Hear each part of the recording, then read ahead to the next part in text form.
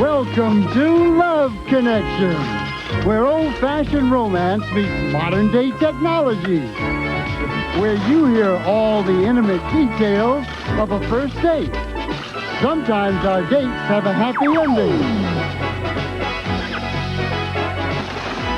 And some other times, there's just an ending. But it's always unpredictable when two strangers meet, trying to make that love connection. And now, here's our host, Chuck Woolery.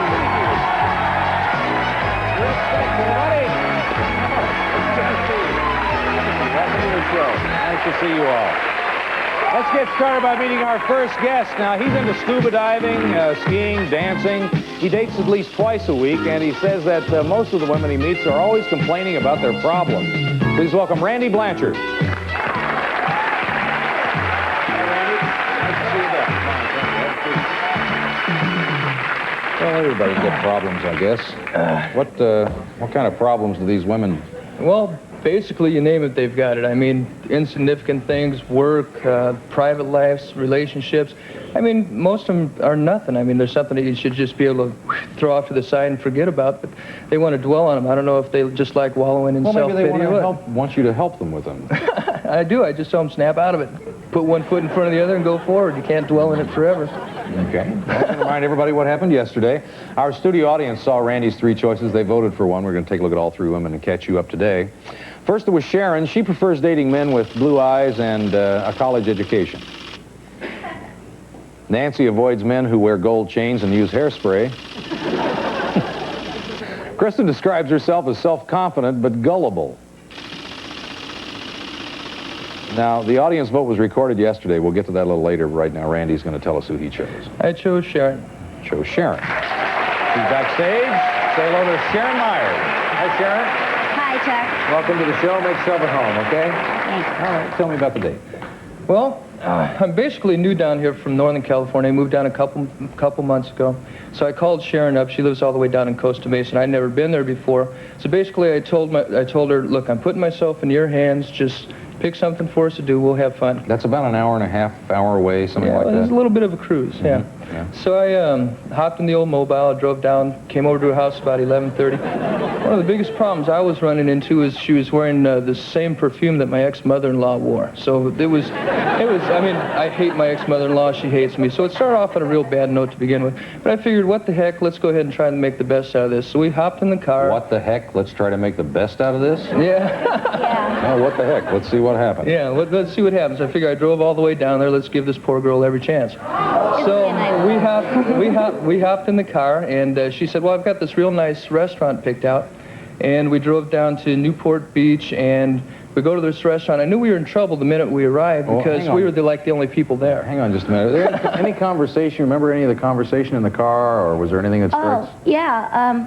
Randy complimented me by saying of the girls he chose, one was a beautiful blonde girl that looked like Elizabeth Montgomery, and the other was no competition at all. And then he liked my personality. So between beauty and personality, he chose personality. So he started scoring points right away there. He told me I looked hefty on the video, but scrawny in person. Well, I figured, I'd tell her what's on my mind and what I'm thinking. Well, now what happened next? So you get to the restaurant. You're the only two there.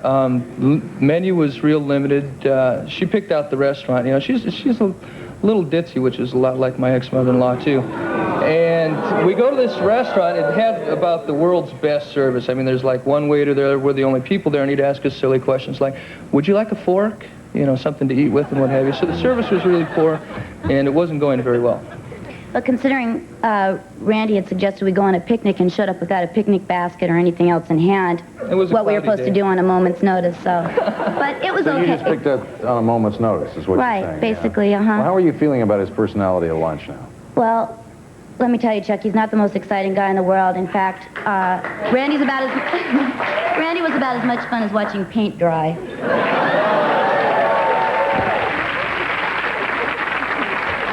But anyway, I thought, well, hell, let's try kissing her and see what that's like. No, wait a minute. Now, hang on. Well, I didn't know what to do. It was either swim or let him kiss me, so I let him kiss me. You did?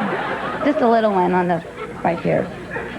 Because I didn't know what else to do. I was a wuss. I should have just jumped in the water, I know, but... Anyway, you know, I was getting really bored, and I suggested, well, let's go back to your place and wait, and maybe we can go out dancing later and do something with some kind of thrill somewhere. So we went back to her place, and she checked the answering machine, which was lit up like a Christmas tree, and she started making all these phone calls. And, you know, the epitome of the date was I was sitting on the couch watching afternoon game shows, you know, the typical of what was happening with the date. And let's interject here that at this point, Randy might have thought it a wise thing to perhaps leave if he was just sitting on the couch by himself. But, no, he didn't. Yeah, well, I had considered it, but I figured I had driven an hour and a half. You know, I figured try and make it work somehow. I mean, it was a long drive, traffic was real bad, and I didn't feel like going. Well, how did it end? Well, how did it end? She had it ended basically the same way it went, just mediocre endings. I took her out to dinner, you know, figured, you know, let's take her out to dinner before I go. She had a phone call, it was an emergency from work or what have you. So I took her... A phone call, it was an emergency from work? Oh, yes. She had one of them emergency meetings. Is it really? What kind of... No, that was actually a fake, and that was plan B of plan A. Plan A was my girlfriend's car broke down, and I had to go pick her up, but Randy loused it all up by offering to go with me, so that didn't work. So then I had plan B, which my boss, who was also a co-worker, pretended that we had a meeting, so we went, so he came and picked me up to go to this meeting. Sometimes you bang your head up against the wall, sometimes you don't. But anyway, it worked out pretty well anyway, because I ended up going to a club pretty close to her house, and I met a nice woman there and ended up staying down. It was nice. Well, let's take a look and see who the audience picked for you and see what happens here. Kristen, 85%. Woo! Oh. Should have picked the blonde. Well, I think she was blonde, isn't she? That was the blonde. See how ditzy this woman is? Elizabeth. Well, if you want to take our audience's advice and go out with Kristen, we'll pay for it. Yeah, that sounds like a plan. Yeah, and Sharon, we're sorry that things didn't work out. We do have a nice gift for you. Thank you. And maybe we'll see you again on the All right, thank you. Thank you. And Randy, you'll be going out with Kristen. Be sure to let us know what happens with that. And we're going to come right back with another couple right after this. Stay with us.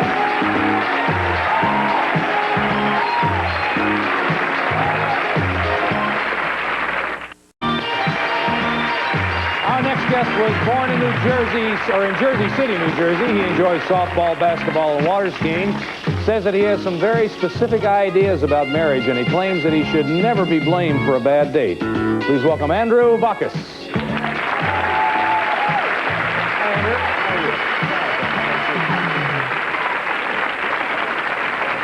Well, so you go on this date and it's bad. Who should be blamed for it?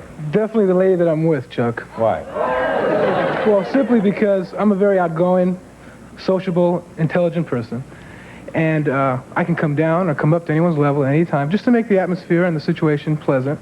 So if it's a bad night, it's definitely her fault because I'm a very... Because your work is making you feel. Definitely, yeah. Tell me about your specific ideas on marriage. Well, I definitely want to be married by 30. Yeah. How old are you now? 26. 26. Definitely want to be, my wife to be, have a career going for herself. Mm-hmm. And when our 2 little kids are born, then we will put her career on the shelf.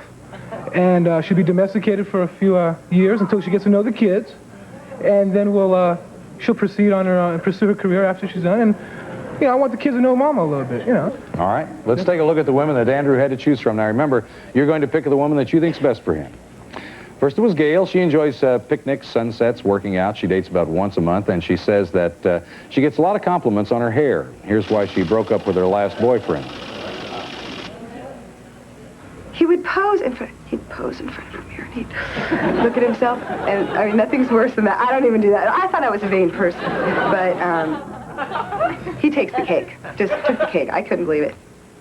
Next, there's Trish. She's originally from Bristol, Connecticut. Her hobbies range from reading to country and western dancing. She says that the first 2 things she notices about a man are his eyes and his chest. And here's when Trish knows that she's in for a bad date. You get in the car, and they look at you. So, what do you want to do? That's just like, I can't believe you're taking me out. You haven't figured out what we're going to do. Or, well, let's go to this dinner. I know this great restaurant. They don't make any reservations. You have to sit there for an hour. That infuriates me. All right, finally, Karen. She was raised in Brush Prairie, Washington. Are you kidding? Really? Her interests include hiking, camping, and aerobics. She says that she gets a lot of compliments on her hands, and she tells us about a recent date that didn't work out. He yelled at me about the date. He said, I've had a rotten time and it's all your fault. And it was just like, you know, he was so serious after it. And it was something that, to have someone get that angry with me on the second date, it was just like, I don't need this, you know. After a year, maybe you can yell at me, but not after the second date. Those are the three women that Andrew had to choose from. Now, who do you think would be the best lady for him?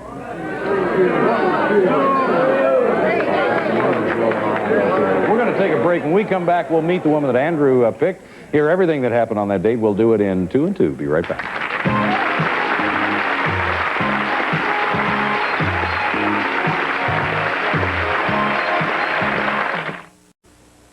All right, we're back. Andrew's going to tell us who he selected. Who'd you pick? I picked Trish. You picked Trish. Now, they haven't seen each other since their date. We always hear both sides. Say hello to Trish Yard. Hi, Trish. Hi. How are you? Fine, how are you? Just fine. Make yourself at home, okay? Okay. All right, Andrew. Hi, Trish. Hi. How you doing? Fine, how are you? Good. I missed you. This may have been a good one. Tell me about the date. Well, she came up to my place, Chuck. She came out of her... I was peeking through my blinds in my living room to try to get a little glimpse of her, and she jumped out of her car, and she was this amazing-looking brunette with a big smile and a great figure. Look at you. She was wearing this nice white jumpsuit, and I have a passion for women in white. I mean, she was looking fantastic in white. Great. Now, what did you think of him when you saw him, Trish? Well, when I first saw him, he's not usually the kind of guy I go out with, but he had a nice build, and we went to his house. He showed me his house. He was really proud of it, and he gave me flowers, and I thought that was really nice. Oh, good. So it's coming along pretty good. Now, what happened next? Well, we went inside my home. I showed her the home, of course, like she mentioned. I had some champagne on ice. We got to know each other a little bit. Of course, I found out she likes country western music. Right. So that was great because the restaurant I had picked out for us was a country western type of atmosphere. So we headed down to the restaurant. We were seated at the table, and I noticed to my left there was this table with about 5 guys, and they were simply drooling over Trish. So I really, at this point, I felt like I kind of liked Trish because I kind of felt a little possessive. And I didn't say anything, and she didn't notice it because her back was to them, but I noticed. How were you feeling about him at dinner? Well, he was really easy to talk to. He was a really nice guy. He was fun, and he was starting to grow on me. It was really nice. So now what happened? Well, the DJ announced that there'd be some dancing in the place, and that if we wanted to dance, kick our chair out of our way and just dance around our table. At that point, we got up, ready to dance, and that's when I leaned over and gave her a kiss to break the ice. Did you mind that? No, I was really glad to get it out of the way. I hate sitting there and waiting, wondering if this guy's going to kiss you, when he's going to do it, so it was nice to get it out of the way. It was nice. Okay, so now you're dancing. Now we're dancing and having a good time. And you're thinking, I'd like to kiss her again. Oh, yeah. I didn't mean to put words in your mouth, but I understand. Yeah, no doubt. In fact, I wanted to kiss her earlier, but I didn't want to be too pushy.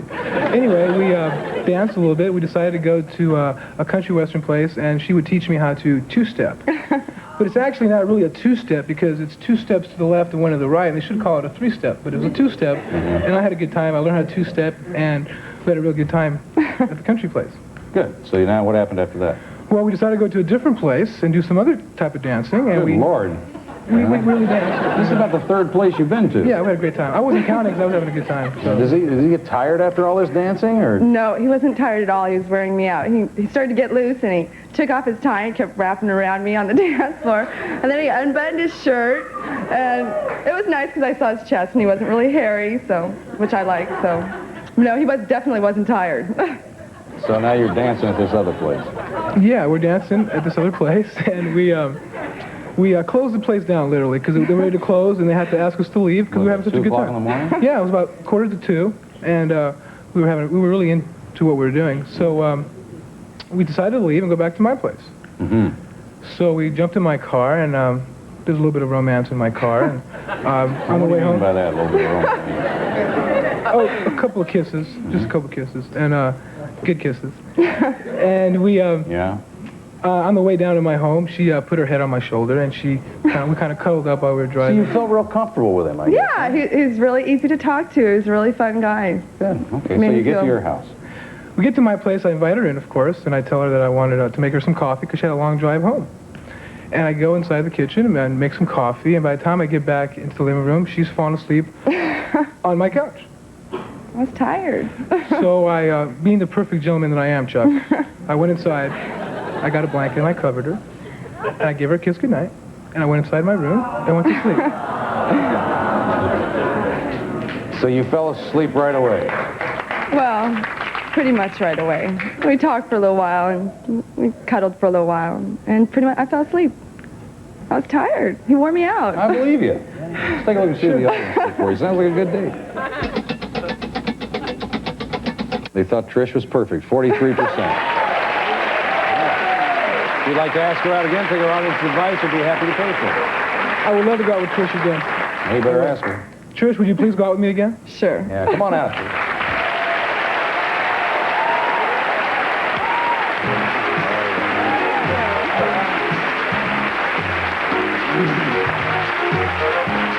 Come over and have a seat. I'm going to fall asleep on my couch now. It's nice to have you both here. Thanks for sharing your day with us. We appreciate it. Yeah, stay in touch. Will you do that? Definitely. We're going to come right back with our next guest. Stay with us.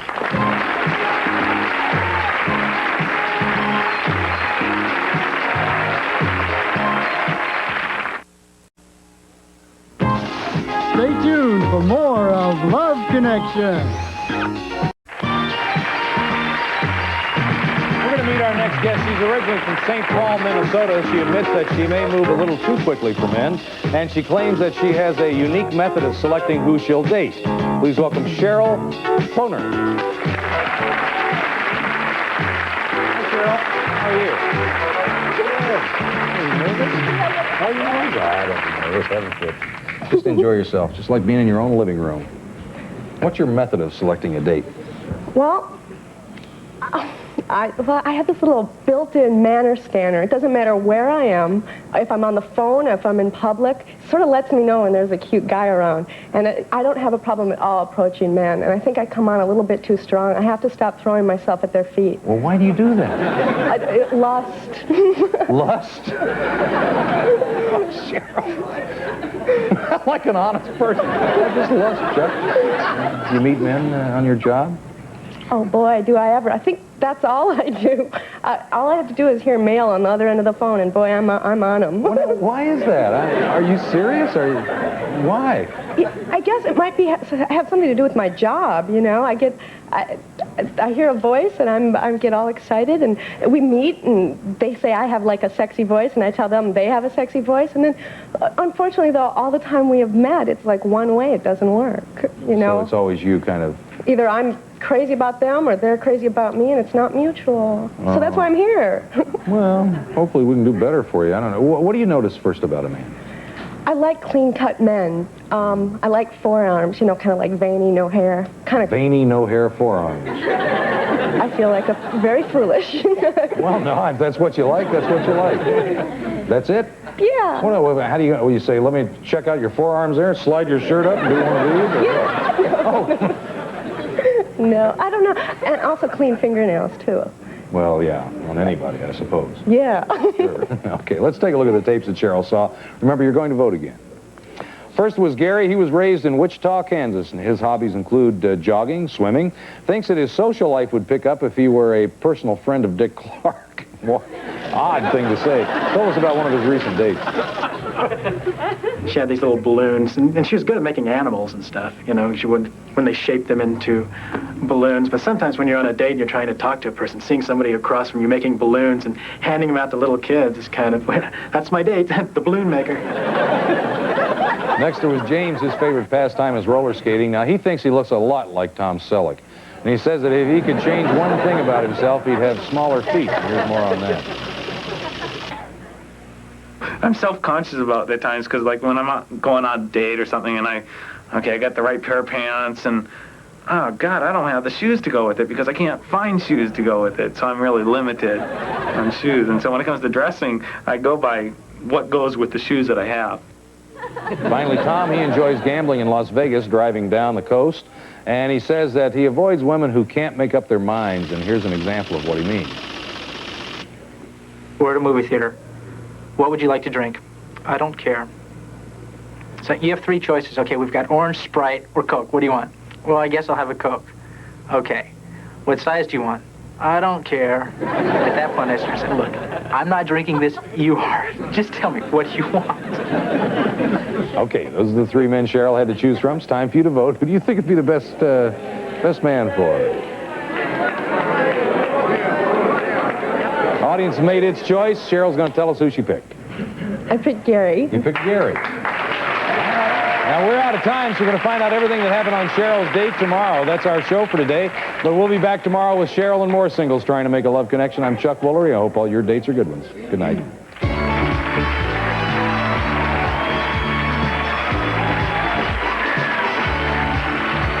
Some of the guests on Love Connection will receive one of the following. Gitano is always on the cutting edge of fashion and design, offering up-to-the-minute styling and exceptional quality. Gitano.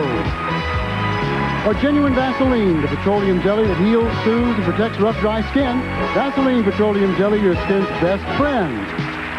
Or what's the secret behind great-tasting Italian meals? Ragu spaghetti sauce. That's Italian. Or for healthy, beautiful hair, you need quality Fantastic Sam's hair care products. Dermatologically safe and pure, available at Fantastic Sam salons everywhere. Now celebrate America with Hormel. You can win a savings bond or a free vacation and get a refund too. Look for the Hormel ad in your June 12th Sunday paper. Or delicious topping from Mrs. Richardson's. 7 flavors, including new light hot fudge. All the fudgy taste with a third less calories. This is Rich Jeffries speaking for Love Connection.